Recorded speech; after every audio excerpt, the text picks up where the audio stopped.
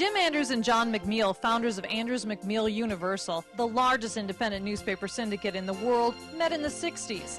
As friends and graduates of the University of Notre Dame, they shared an interest and work experience in the newspaper business. They came together as partners to found their company, Universal Press Syndicate, in 1970. It was just a couple of guys with a good idea, and there are a couple of guys with good ideas in the country, but not a lot of brave ones. They both had kids.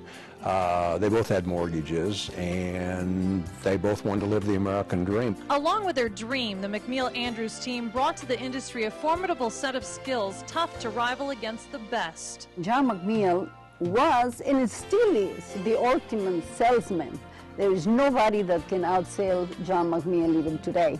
Jim Andrews was the outstanding, remarkable editor who had an uncanny talent for spotting good talent, cartoonists and writers. Universal Press Syndicate was not an overnight success. They knocked on lots of doors and reviewed the work of several writers and cartoonists before they signed on their first comic strip.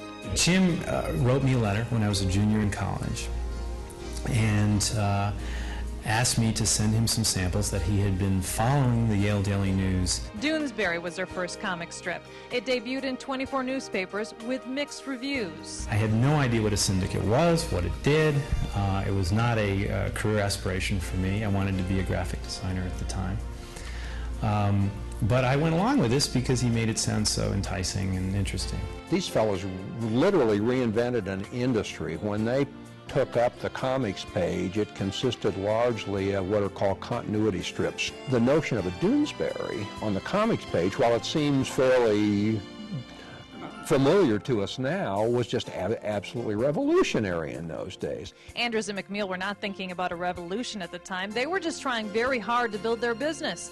They believed the comic page needed a fresh approach, and Gary Trudeau's Doonesbury was the perfect product. When the company first started, McMeel and his wife Susan handled the marketing and sales end of the business from New York, while Andrews worked from the Kansas City area scouting talent. His wife, Kathleen Andrews, served as their financial officer.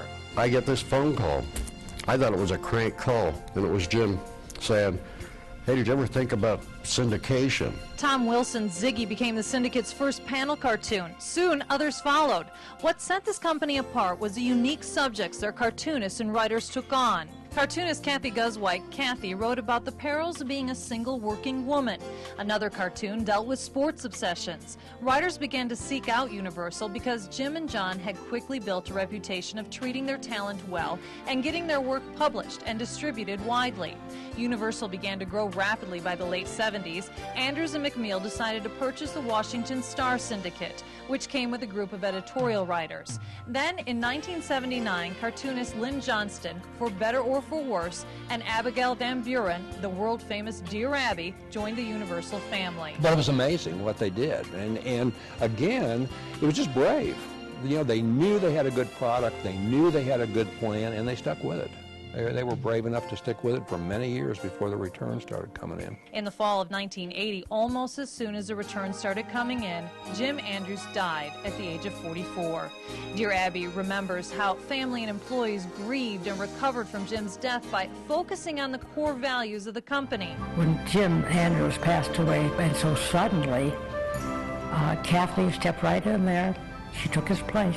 Over the next 5 years, the company experienced a whirlwind of success. Their publishing arm expanded, Gary Larson with The Far Side, and Calvin and Hobbes joined the syndicate. In 1984, the gifts and stationery division of Andrews and McMeel was founded. By 1990, they expanded into a multimedia production.